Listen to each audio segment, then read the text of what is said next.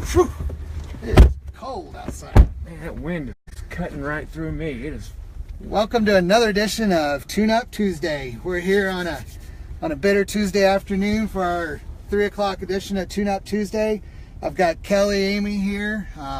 He's our parts manager. But how long have you been with us here at St. Matthews Imports, Kelly? I've been here so long, this used to be farmland.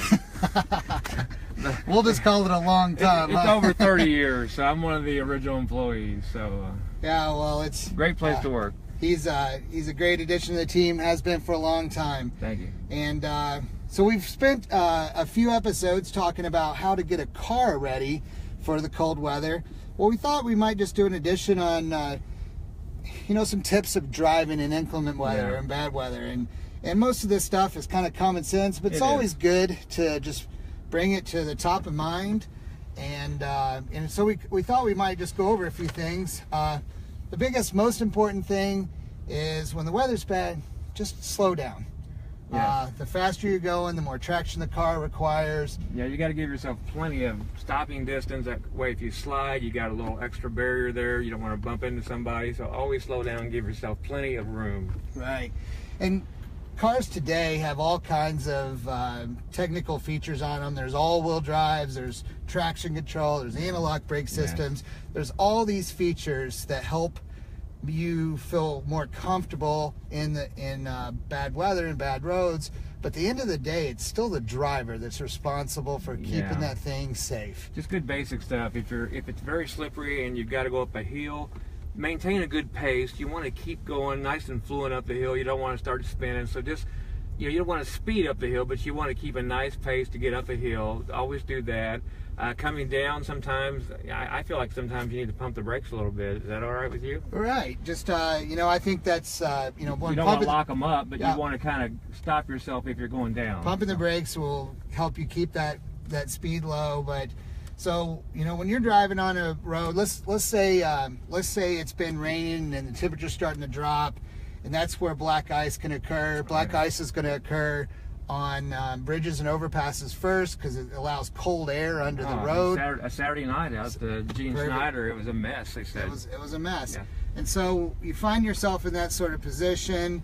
You're going to get yourself comfortable, seat belts on always, hands in the 10 and 2, slow your pace, extra distance. But, when you're driving, and especially if you're going over an overpass, no sudden movements, no turning of the wheel, no hitting the brakes, no acceleration. Just try to get over that overpass or that bridge. Almost coasting over, just kind of almost coast over it. And if you do find, if it's in a corner, I've done this before, over a corner, and then you'll hit that transition, and it kind of bounce the rear end of the car around.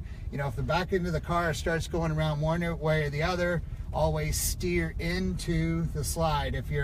If it bounces around, you're starting to slide this way, you're going to steer slowly and gently, steer into the slide, and as the car comes back around, just steer back out of it. Again, speed is the most important thing. I got one thing. Yeah.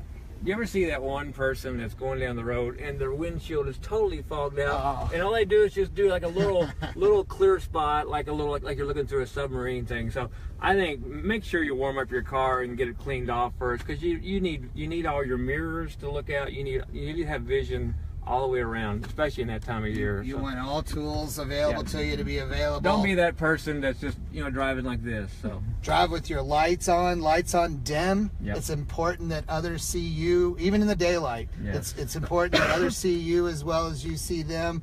But on brights, that'll just reflect off of snow and kind of blind you. So lights on dim.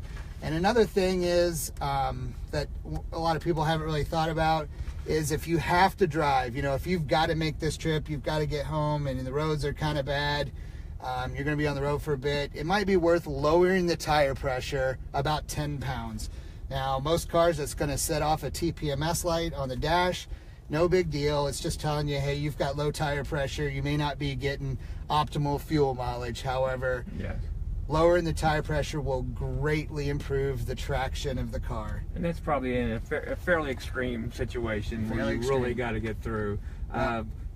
Main things wintertime is make sure you got plenty of washer fluid in there. You don't want to be wiping it, it'd be all dry. You know, that you go by the semi and you can't clean it off. You know, so make sure you got washer fluid. Make sure you got good wiper blades. We've got all that stuff here. If anybody needs any of that stuff, come by and we'll gladly help you out and get you winterized. So we hope you found some of these tips useful, and stay warm this winter and stay safe. Yes, absolutely. Another edition of Tune Up Tuesday. See you next Tuesday.